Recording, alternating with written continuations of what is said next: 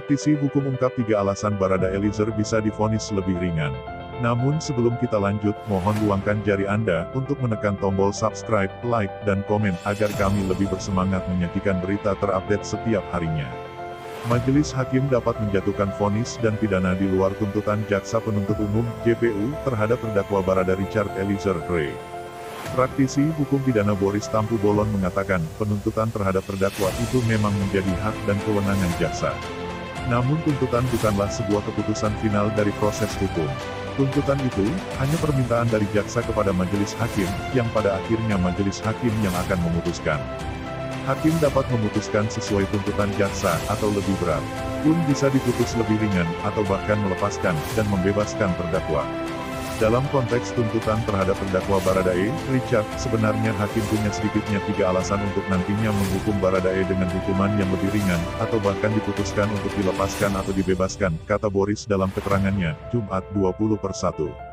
Alasan pertama yang dapat dijadikan hakim dalam memutus Richard lebih ringan, yakni terkait perannya sebagai justice kolaborator (JC) dalam pengungkapan kasus pembunuhan berencana di Duren 346 Jakarta Selatan, Jaksel itu. Terdakwa Richard, menurut Boris semestinya dilindungi dengan pasal 10 ayat 3 UU Lembaga Perlindungan Saksi dan Korban LPSK 31/2014. Belai tersebut, kata Boris, menerangkan, terdakwa sebagai saksi pelaku, dapat diberikan penghargaan atas kesaksiannya dalam pengungkapan kejahatannya. Penghargaan terkait kesaksiannya tersebut dapat berupa keringanan dalam penjatuhan pidana. Bentuk keringanan penjatuhan pidana tersebut, kata Boris, menurut aturan itu, bisa berupa pidana percobaan, pidana bersyarat khusus, atau penjatuhan pidana paling ringan dari semua terdakwa yang terkait. Menurutnya, bila hakim nantinya punya penilaian yang sama atas status terdakwa Richard sebagai JC, maka hakim bisa menggunakan dalil pasal 10 ayat 3 UU 31/2014 itu untuk memberikan putusan lebih ringan dari tuntutan jaksa. Pun lebih ringan dari semua terdakwa. Status JC terdakwa Baradae seharusnya dapat menjadi alasan hakim memvonis terdakwa Baradae lebih ringan dari semua terdakwa, terang Boris. Alasan lainnya yang dapat membuat hakim memutuskan menjatuhkan hukuman lebih ringan, dengan melihat peran, serta perbuatan Richard dalam rangkaian peristiwa penembakan Brigadir J itu. Fakta persidangan yang terbukti bahwa perbuatan Richard menembak Brigadir J di Duren 346, atau perintah dari terdakwa Ferdy Sambo sebagai atasan. Richard adalah ajudan Ferdy Sambo. Saat peristiwa terjadi, Sambo masih aktif sebagai Kadif Propam Polri dengan pangkat Inspektur Jenderal Irjen. Boris mengatakan, pasal 51 ayat 1 KUH pidana menerangkan tentang perbuatan untuk melaksanakan perintah jabatan yang diberikan atasan atau penguasa tak dapat dipidana. Pasal 51 ayat 2 KUH pidana, kata Boris, mengatakan, perintah jabatan tanpa wewenang, yang memang tak menghapuskan pidana. Namun lanjutan aturan ayat 2 tersebut mengatakan, penghapusan pidana itu tetap akan ada, jika yang menerima perintah, dengan itikat baik mengira perintah tersebut diberikan dengan kewenangan, yang masuk dalam lingkungan pekerjaannya. Boris mengatakan, pasal 51 KUH pidana itu sebetulnya untuk melindungi orang-orang yang berada dalam posisi sebagai bawahan dalam satu peristiwa tindak pidana. Richard adalah ajudan Ferdy Sambo paling junior dengan pangkat Barada. Sementara perintah penembakan itu, dikatakan Boris, berasal dari ucapan Ferdy Sambo dengan kepangkatan yang lebih tinggi. Menurut Boris, keliru jika tetap memidanakan seorang bawahan yang menjalankan perintah atasan, meskipun perintah atasan tersebut diketahui melanggar aturan, dan tak sesuai kewenangannya. Karena menurut dia, jika perintah atasan itu sesuai aturan, dan kewenangannya, maka tak akan pernah terjadi masalah hukum. Justru keberadaan pasal 51 KUH pidana itu untuk melindungi orang-orang seperti Baradae ini yang posisinya sebagai bawahan dengan kepangkatan paling rendah, dan tidak bisa melawan terhadap komandan atau atasannya, terang Boris.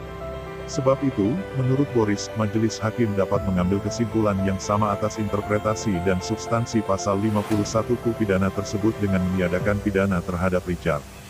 Bila hakim merupakan anak buah, yakni polisi berpangkat paling rendah, kemudian diperintah oleh seorang jenderal, dan dalam menjalankan perintah tersebut tidak ada niat jahat atau mens rea, motif dendam pada diri yang menjalankan perintah, atau murni hanya menjalankan perintah, maka terhadap Baradae ini, dapat dilepaskan, atau tidak dipidana, begitu terang Boris.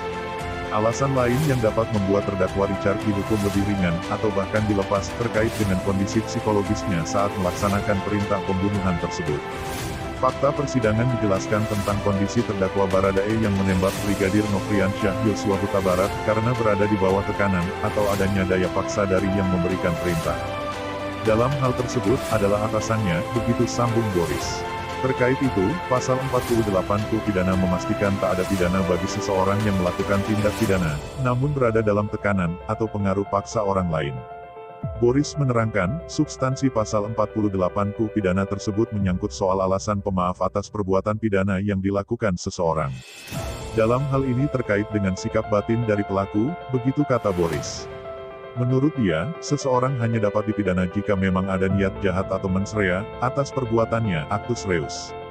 Dalam kasus pembunuhan berencana Brigadir J, Boris menilai, tak tampak bukti terdakwa Richard melakukan perbuatan menembak Brigadir J atas dasar niat jahat. Melainkan perbuatan itu dilakukan karena paksaan dan keterpaksaan. Jadi bila hakim berpendapat Baradae melakukan penembakan karena berada di bawah tekanan, baik fisik maupun psikis, dan dilakukan karena daya paksa dari seseorang, dalam hal ini adalah terdakwa Ferdy Sambo, artinya sebenarnya, terdakwa Baradae tidak ada niat jahat untuk merampas nyawa almarhum Brigadir J.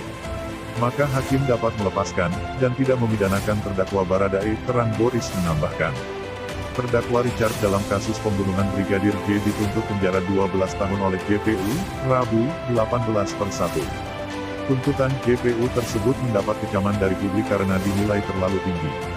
Melihat peran terdakwa Richard adalah sebagai terdakwa yang dinilai sebagai justice kolaborator, JC, yang bekerja sama dengan penyidik maupun persidangan untuk menguak fakta kejadian yang sebenarnya.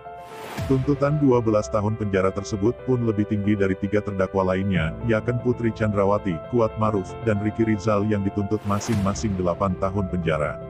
Namun tuntutan terhadap Richard itu lebih ringan dari tuntutan jaksa terhadap terdakwa Ferdy Sambo. JPU dalam tuntutan terhadap Ferdy Sambo meminta majelis hakim menghukum mantan Kadif Propam Polri itu dengan hukuman pidana penjara seumur hidup. Namun kecaman publik atas tuntutan berat terhadap terdakwa Richard itu, mentah bagi jaksa. Jaksa Agung Muda Tindak Pidana Umum, Jampidum, Kejaksaan Agung, Kejagung, Fadil Jumhana mengatakan tuntutan 12 tahun terhadap Richard itu terbilang ringan.